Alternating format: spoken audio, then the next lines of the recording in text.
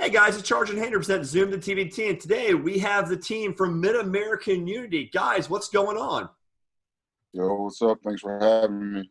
Want to Hello, everyone. Thanks for having us, Andrew and Vince. welcome our guests. We got Coach. Sorry, cut you off, Mike. Can't see you.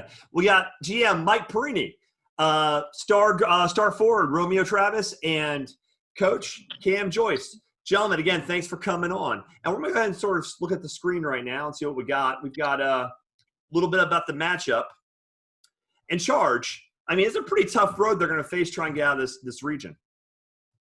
Yeah, this first matchup is going to be really intriguing. Obviously, the battle of the NBA boosters in this matchup. So we got Team CP3, obviously CP3's namesake on the team, and then Mid-American Unity, really close tie to LeBron through the local Northeast community, and Romeo and Coach Cam. So really looking forward to seeing this battle, and whoever comes out of this on top faces an incredibly talented Golden Eagles team. So going to be a battle-tested team, but facing the Golden Eagles in the second round.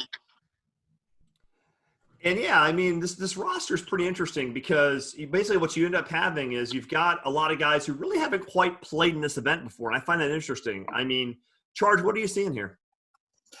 Yeah, so before we get into that slide, I just want to go back one and get a little bit of an overview of what's happening with the team. So Mike Porrini is the GM. This is going to be his fifth year playing in the actually whether playing or coaching or GMing in the TBT. So how challenging has this year been, Mike, with all the unique things going from 64 teams to 24 teams, and then obviously dealing with this COVID? Honestly, we just took it day by day. We have a great organization, great leadership in Romeo Travis, and with bringing Cameron to the table a couple of weeks ago. Once we got all of those key components to our team, we just took it day by day. We couldn't really worry about the things that were out of our control. We focused on us, and through the process, whatever came out of it, we knew that we all had each other's backs. We have a saying that we started, and our nickname is the Unity for a reason, and our saying is that we're all one, and as long as we're one, any situation that gets thrown at us, we'll make sure that we'll try and find a way to overcome. Yeah, that's a pretty fair point. I mean, definitely trying to come through all these things together. And I guess, Mike, another follow-up with that would be a lot of people were surprised you guys were one of the team that made the 24. There's a pretty high-powered, experienced team, Gale Nation, D2, some other teams that didn't make it that some people might have thought could have. Could you educate our viewers on why you think the Unity were chosen and why it's a really good pick for TBT to have picked you? Back when we jumped into TBT in 2016 as the Canton Bulldogs, we had the same type makeup that we do with our team right now with Mid-American Unity. And that Canton Bulldogs team, we won the first game and lost in the second round out in Chicago. That really got my interest, and I decided, well, I got a lot of my guys that I play with every summer that we work out with and train with and that we looked up to through our careers right here. Why would I not just put together a team, and we named the Mid-American Unity? To get into that tournament, we had to come up with about 1,200 votes just to even get in. The process back then was a lot more stressful than it is now, even if you don't believe it, because nothing was guaranteed. It didn't matter about a name because they were still trying to build the tournament. And the name that mattered was Overseas Elite. So at that time, I knew we had a vision, and if we could take 1 year and get in and learn from it and try and get better each year, now we're in year 5. And, through that, we built relationships with TBT. They've done an incredible job with giving opportunity for us to be able to play basketball in general, but at this caliber in the summertime, in front of our families and friends, that's huge. So, we stamped ourselves with that, and then every time that we do something, we keep it professional. We have professionals, and that's our motto. And as long as we do everything on a professional level, we'll continue to be in the tournament, and we'll continue to compete for a championship every year. Yeah, no, I think that sums it up real nice. And yeah, I remember those days when recruiting votes and from the fan perspective, racking up votes. So yeah, that was the good fun old days. But obviously now it's a different animal. So hey, Romeo, let's jump over to you a little bit and talk a little bit about quarantine life. So obviously you got here 2 days ago. What have you been doing in there? Nothing. Watching TV. I didn't have a HDMI cord for my PlayStation, so I had to get one of those. But other than that, I've just been watching TV, reading a little bit, talking to my wife and kids. But just basically just trying to stay busy, stretching, things of that nature. Yeah. And so what's interesting about this year's TBT is that you're not going to be playing in front of fans. So what kind of impact is that going to have on the games from your opinion? And if you contrast that to last year, go back to the Red Scare and that Elam ending, which was just insane. What do you think the impact of no fans is going to be on the team, and how do you overcome that? The impact for some people will be huge because some people need that fan energy to give them energy. Need that fans boost to make them feel they play different in front of fans. When there's no fans, there's nobody to look up in the crowd. It's just you and the guy in front of you. And so this to me is more man basketball because there's no hiding behind the fans. There's no fans influencing referees' calls and things of that nature. So this like I played in some empty arenas in my lifetime, and and the only thing that matters is the end result. Yeah, no, exactly. All right, Kim, let's bring you in a little bit, and let me just give a little bit of the family history here. So just a basketball-rich family, son of legendary St. Vincent St. Mary coach Drew Joyce, who obviously coached LeBron, Romeo. You got your brother Drew, who started for Mid-American Unity last year. I was wondering if he was going to come back this year. You couldn't get the free agent signing, apparently, but that's all right. And obviously you're coaching one of the top programs in Ohio at St. Ignatius. So, there's a lot of basketball knowledge going in there. So what led you to want to be part of TBT, and how do you think some of your past experiences are going to help translate to a successful Mid-American Unity team? Well, obviously, me and Mike have known each other for a long time. We were AAU teammates all from 9th grade, 10th grade, 11th grade through high school, and we've always remained in contact. And, I've always watched Mike's teams, whether he was playing or coaching in the TBT. And obviously last year I probably watched even more closely as Romeo and my brother Drew played with the team for the first time. And this summer, I was actually interested before Mike even reached out to me, but I wanted, him to not necessarily want me, but I wanted to be organic about it. And so when me and Mike sat down and talked, I was really excited to be on board. And so I think we have a really good team, and we have a really good shot of winning this first game. And obviously you got to win the first game to get to the next game. So it's a great event. That is how that works, right? In order. Yeah. It's a great event. It's a great tournament. It's a great opportunity, and I'm looking forward to Saturday. All right, so hey, we're flipping over to the next slide here, starting to get a little peek at your team. We talked about on the first slide, number 20 seed, officially as Mid-American Unity, 1-1 record with that one TBT bid, but we do have some history with Canton Bulldogs going back to 2016. And just a quick question for you, Mike. I know you're kind of on the road, so if you're still out there, the one pick that really stands out to me is picking up Marcus Hall. So not a local Northeast Ohio guy, not a Mid-American guy, but an incredible pickup from Colorado. He was all TBT team back in, I think it was 2017 or 16, and part of some of the great teams there. So from a GM perspective, solid move. And how did you score such a prize? Well, Marcus, I met Marcus Hall back in Turkey my rookie year, and it's crazy how the game will take you places and you meet people, but if you build relationships, those relationships can last for a long time. And when I was looking at our roster, I knew we needed somebody with his type caliber, his leadership, and honestly, somebody that can score that basketball when it came down to it. And he did that back in Turkey in 2013, and I watched him through the tournament, and I kept in contact with him over the years, but he was always with that great Colorado team. But then, unfortunately, they didn't get in, and I seen his name was on the roster, and, I contacted him, and he was excited about The fact that Romeo Travis was on the team, that we already had a program and an organization that was ran on a professional level every year from what he's seen on TBT, so that added it. And then just at the fact that I gave him the keys. You know, I told him, you know, it's your show. Come in and do your thing, and it's Romeo's team. But I think you guys will do well together.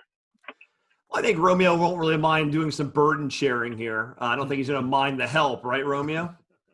Uh, Yeah. So I need all the help.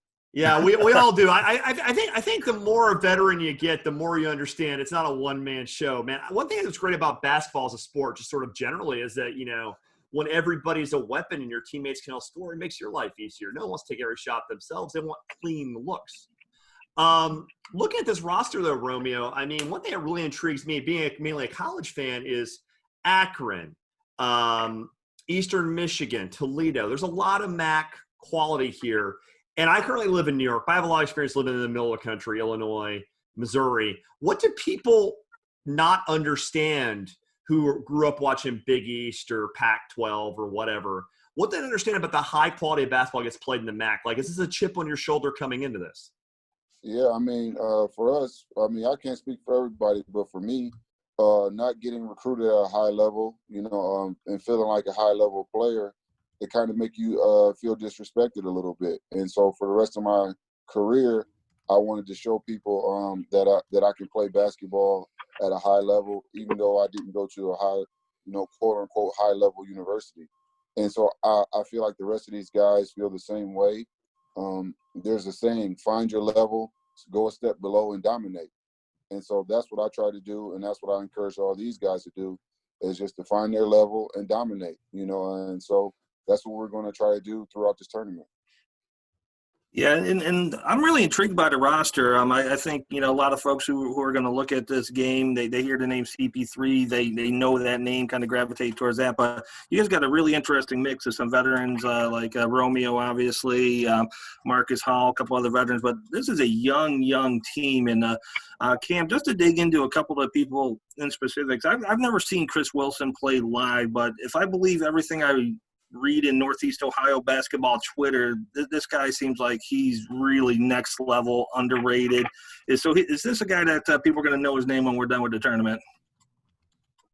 Chris definitely will be a guy that people will know after this tournament. He's been a guy under the radar for a while now, even back in high school. He went to a small local Cleveland high school called John Hay. And he was more of a late bloomer, and that happens. Some guys get their best basketball when they're a 10th grader in high school. Some guys reach their pinnacle when they're in college, and some guys reach their pinnacle when they're professional. Chris is one of those guys that has kept getting better and better. He started out, like I said, at John Hay. He went to Lakeland Community College, then he left, and then he went to Kirkwood in Illinois Junior College. And then they won a national championship on the JUCO Division II level, actually. You know, he went to Kirkwood? Yeah, he went to Kirkwood. Kirkwood is right off Big Bend in St. Louis, right? Yeah. It's next to WashU St. Louis. Mm-hmm. So he went to Kirkwood. So our guys used to play them, actually. Our D3 junior varsity would play Kirkwood. They got stomped out. I mean, they got stomped the hell out every time. I'm sorry. I heard that. I had to go in. Go ahead again. I'm sorry. Stomped out. Yeah. Everybody has a different path, and his path was different, and where he didn't get seen a lot, but his work has shown. And he went to Lewis, which is a really good Division II school, and had a good career at Lewis for 2 years and has made it overseas. He's played in Luxembourg. He's played in Portugal. He was first team. I think he was MVP in Portugal this year, and now he's headed back to Luxembourg. So, I mean, he's 6'5", 6'6". He's athletic. He plays really hard, and he can score at all three levels, and he can defend multiple positions. And if you watch this tournament, you need guys who can defend multiple positions and who are versatile. And he's one of those guys that'll be versatile. He could play the 2, he could play the 1, he could play the 3 or the 4, depending on what type of matchups we have out there. So we're really excited about the addition of Chris. Yeah, I'm excited to see him play on the national stage. Like I said, I haven't had the good fortune of seeing him live, but everything I've read has just been incredible. So Romeo, talk about some of these younger guys. Obviously, you're going to bring that veteran leadership as the guy at the team. You've been around professional for a long time, and you got three guys that are just fresh out of college. You got Luke, you got Josh, you got Zarius that are just fresh out of college and probably have a lot riding on this tournament as far as building some awareness around their game and some overseas. So obviously you guys have a plan to, win $1 million, but at the same time, you giving some good leadership to these young kids has to be pretty important on the radar as well. Oh yeah, I mean, my goal throughout this thing is just to help these guys learn and how to make the game easier for them. Obviously, if they play well and the game becomes easier for them while we're here, it would be better for me.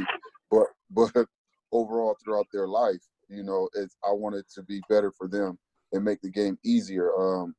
A lot of these young guys are full with enthusiasm and really want to go out there and do some great stuff. But I really wanted them to learn how to make the game easy, score without the ball. Just really learn how to lock in and learn some nuances of the game that they can take with them forever. But for the TBT, we got some young guys because we knew they would be hungry. We knew they're good guys. I've known Josh for a very long time since he was in high school. I've known X for a couple of years. The other guys I just met, but we did our fact checking on them, and they're really good guys. And more than anything, we wanted good people in the locker room and good people that maybe we will get down, and so we don't need negative people around us when things aren't going as well. So there's a lot of things that tied into getting these young guys, but I think they'll really help the team. So, Romeo, talking a little about these young guys versus you, obviously you're a veteran, you've played extensively overseas, and, you're in your mid-30s.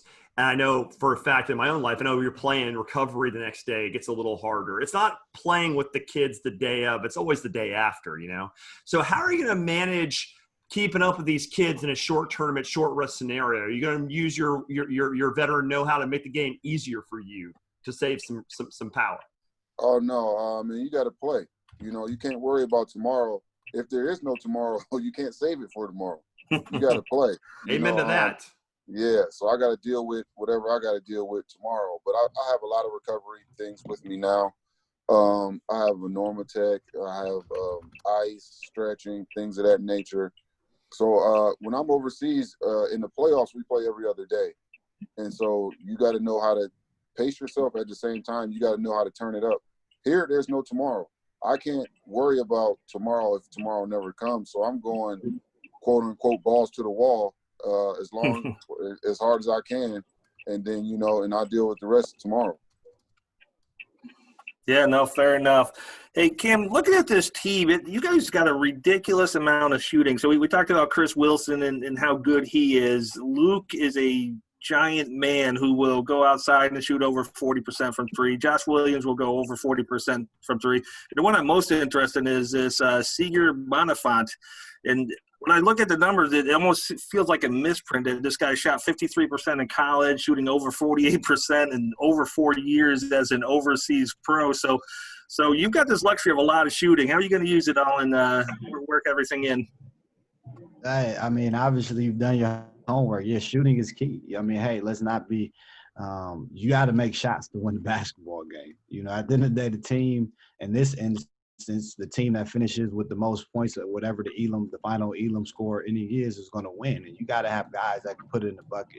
Hey, you're facing a lot of talented teams with a lot of good players. And so you're not going to stop them every time. But if you got guys who can make shots, that puts some more pressure on them. And we got guys who can, from 1 through 5, we'll have lineups up there and everybody out there and everybody can shoot it. And you see shooting at every level, it's became a premium. And sometimes if you can't shoot, then you can't play. That's how some people, because it limits the spacing. And we got guys on our roster that's going to create space, that's going to create driving lanes to get finishes at the rim. So, I mean, the game is still about scoring at the rim as well as making perimeter shots. And, we feel like we got a group that can do both. I think last year, looking at the team, we needed some more shooting. And so that's what, when me and Mike sat down to talk about adding certain guys, we wanted to get guys who can make shots from the perimeter, which is going to help our bigs, which is going to open up the floor for Rome to do his damage in the post. So it's going to open up the floor for, a guy like X who can go inside and out,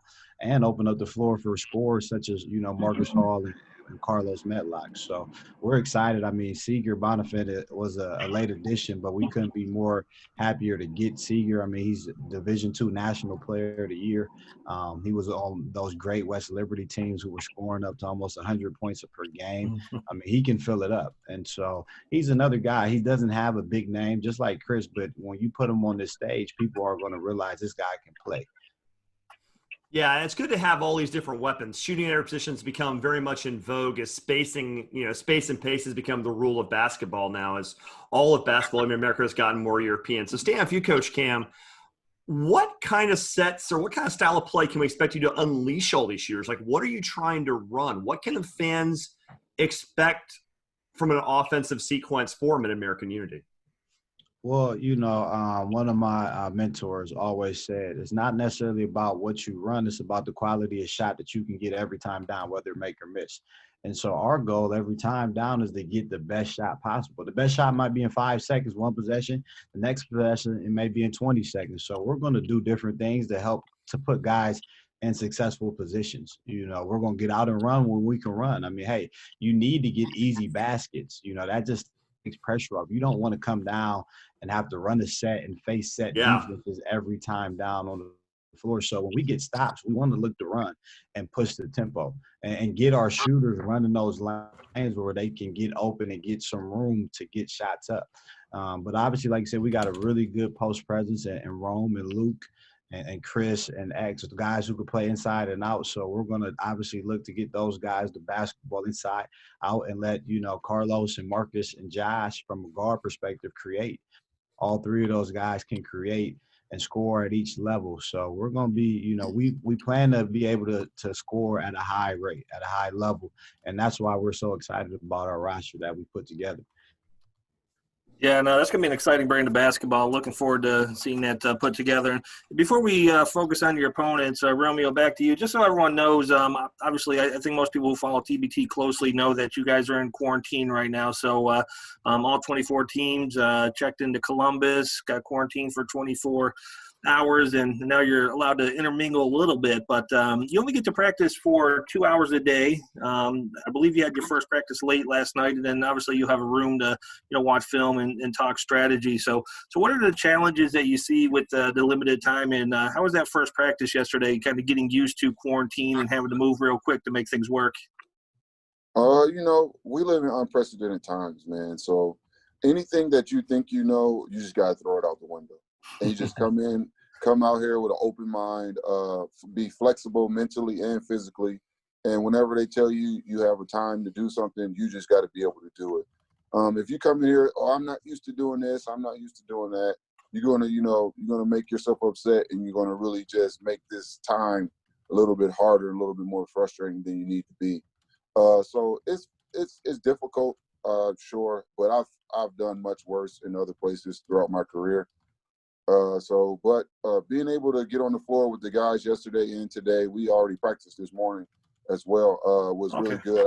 It's very beneficial, I think, just to be able to build some chemistry and trust with these guys. I want these guys to trust me, trust Cam, trust each other. If we don't really believe in Cameron, what he's saying, we're going to lose. And if the guys don't believe in me and vice versa, we're not going to win. We're never going to be successful until we believe in each other. And that's what this time is making us really build that bond in a very short time. If we weren't in quarantine, we wouldn't be able to spend this time together. We wouldn't be able to get to know the guys, and we're kind of speeding up a training camp as fast as we possibly can and trying to skip steps, but it's just, these are unprecedented times, so everything's new for everybody. Right. All right. Hey, Mike, if you're still there and not at a point you can talk, Team CP3, obviously, they played last year, made a nice little run, won 2 games, lost 1. Pretty similar roster to last year. They have 1, 2, 3, 4, it looks like 5 returners, but they did lose a couple of their stars this year. Meeks isn't playing, and a couple other guys aren't playing. So what's your initial reaction to the roster you see here for Team CP3, and how do you like to match up? First, I don't trust anything that's on the roster until we get to the game. So we don't know who's playing yet. All we can do is prepare for us to be the best that we can be. You know, yes, we've taken the precautions, and Coach has done a great job with film work and getting word out to on individual players to our guys. So we've done our background, but we don't know who the roster is. We're not going to look at a roster online and say that's who it is and guarantee it, and then we set ourselves up for failure. We've been building over years, and as long as we focus on us while knowing what we're up against, we got pros. Our guys haven't been able to play basketball in 8 months. You know, we're hungry for this. This is something that as a basketball player you thrive for, to be on ESPN on the 4th of July at 10 at night. Now, it could have been 8 at night, but 10 o'clock, we'll take it. So whatever the opportunity is, whatever time it is, our group of guys, we're focused on us. And if they tell us we got to play at 3 in the morning, 7 in the morning, we'll be ready.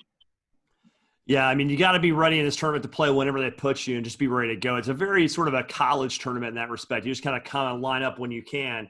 So, Romeo, is it kind of a little bit of extra juice knowing your opposing GM is a future NBA Hall of Famer? Like, would a win by Mid-America basically mean you're going to wear a shirt that says, I beat CP3 from State Farm for like the rest of your life? No, actually, I know Chris Paul pretty well. And so I know him through LeBron or whatever, and Chris is a great guy. You know, people who don't know him, he's really like a good person. And so this doesn't make me feel any better beating him, but we're going to beat him. We're going to have to beat somebody. So unfortunately, it's somebody I know, but his bad for playing against us, I guess. Yeah, no. So Cam, I'm already looking forward to some of the LeBron tweets this year. So following that team last year, this Mid-American team was fantastic last year. It took down Cold-Blooded. Drew, I think, hit the game winner in that game, or one of the key shots in there. So obviously, big shoes to fill after last season with that game against Cold-Blooded, and then that Red Scare game was just a classic that everyone's going to remember that game for TBT history. So it sounds like you've already done some of your scouting and, some of those pieces. So when you look at this roster, I think a couple of the well-known names is like Mason and Roundtree. But is there anyone else on this team that, some of the casual TBT fans or basketball fans really need to be looking for and that you're going to be keeping your eye on? Well, obviously they have a talented group, and they bring back some guys that, had success last year. Obviously Nate Mason, he's been a scorer his whole career, from Minnesota. He played in the G League this year. That is what he can do. He can score the ball from a guard perspective. They got David Weaver, who's he's more of a vet than a rookie. This is his first time playing in the tournament, but he's a good player. He's played overseas for a long time. And so these guys, he's a seasoned player. He's probably a smart IQ player. And they got a young guy in Dickey, who just graduated from UNCG. And so they got a good mix of young and older guys such as us.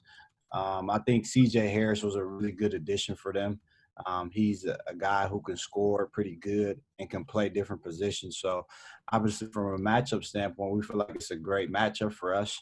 When you look at the size of the team, we both are similar in sizes as far as what they have at the 4 and 5 and what they have at the 1, the 2, and the 3. So I think this team is pretty. Every team in this event is talented. They only took 24 teams, so nobody is bad. But we got to obviously focus in, and we'll talk more as we get closer to the day on Saturday about individuals and what they do well and what they may not do well. But, right now, like Rome said, the focus is on us. We're trying to build that chemistry. We're trying to put in some different things offensively and defensively. So, to worry about Team CP3 would probably be the wrong thing, just because we have so much to cover and not a lot of time. that makes sense. And I guess we're getting closer to closing now, and that's a really good way of looking at it. So let's go ahead and go back to just seeing all of your pretty faces. So yeah, honestly, it's been a really entertaining conversation. And as we're kind of signing off, if any of you has a few last questions, Mike, if you're still there, what do people need to understand about this team from a casual fan standpoint? Like, what do people need to get out of the Mid-America Unity experience? You're going to get great basketball. It's going to be a lot of highlights, a lot of passion and pride. I take pride in basketball, and that's why I was the type player that I was when I was playing. But now to be able to go out and build with our brothers from Northeast Ohio, the Mid-American Conference, and Ohio in general, and the entire Midwest, you're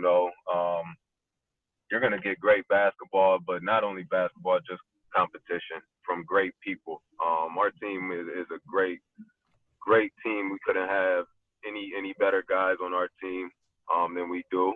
And obviously they're doing something right now that none of us thought would ever, be in our situation. When it came to TBT 4th of July, we didn't think of doing quarantine, but just good basketball and from good people. Yeah, and I think Mike framed that up real nice. I can't wait. Obviously, I'm a 330 guy myself, so always supported Canton Bulldogs, Mid-American Unity. So I'll definitely be watching Friday night. You guys will bring the fireworks for sure. And even though COVID was Saturday. Oh, Saturday. You're right. Yes. July 4th, Saturday. Thanks for correcting me. And even though COVID kind of threw a wrench in some things, lost some veteran players, I'm really excited about this young talent. I think a lot of, people in Northeast Ohio have, heard of some of the names from the past, but to really get these young kids into the mix now while they're still young, getting to learn the game, as Romeo's mentioned a couple times, and how to make the game easier on them that's probably my most exciting part of seeing these young kids in the tournament and how the veterans bring them along. So Coach Joyce, just kind of closing comments about the team and what we can expect from your squad. Well, first and foremost, we're going to play hard. These guys are hungry. These guys are motivated. Like you guys talked about earlier, a lot isn't expected from us, and that's okay. None of that matters. All that matters is that we're in the tournament, and when the ball is tipped, our team is going to play with tremendous passion. They're going to get after it defensively, and I think that's why you've seen us have success. Last year, the team easily could have been in the championship game facing Karma's crew in the regional championship game. And it was a last-second tip dunk that took them down, but opportunity for that tip dunk by Dayton to win that game. And so we're bringing back a unit, obviously with some new faces, but we got some old faces. Huge contributor, and Marcus Hall, who's had a lot of success in this event, and we feel a great blend. And hey, we're looking forward to obviously Saturday, and we'll have a great team. We're going to shoot it well. We're going to get up and down, and Team CP3, respect them. They have a lot of good players, but we like our chances, and we're confident in our ability. We're confident as a unit, and like I said, we're just looking forward to getting after it on Saturday night. Yeah, definitely looking forward to seeing you guys play on Saturday night. And Romeo, I guess we'll ask you the last question. One of the last teams in, obviously a quality team, but a lot of people are kind of writing you off from go, thinking Mid-America probably won't win this game. Explain to our listeners why they're wrong. We're going to be a hard-nosed team. We're going to play together, and we're going to play the right way. We're not individually, we're not super talented. Everybody's talented, but we're not super talented. But when we come together and play together, we're going to be a hard out, because we know how to play basketball together. Yeah, no, and Hainer. So yeah, no one thought they would beat the champs, the Fort Wayne champs back in the day. No one thought they'd be cold-blooded. No one thought they'd even have a chance against Red Scare. They thrive off being written off. But this is how we do it in Northeast Ohio. So I'm excited about the game, and this is a good spot to close for us. But just really make sure you're ready to go Saturday night. Mid-American Unity, some of the Northeast Ohio veterans, and some of the young upcoming stars. Some great coaching, family history with Coach Joyce. So can't wait to see it. So good luck to you guys, and love to follow up after you guys get the W on Saturday night. Thanks for having us, Andrew. We really appreciate it. Thank you. Take care, fellas.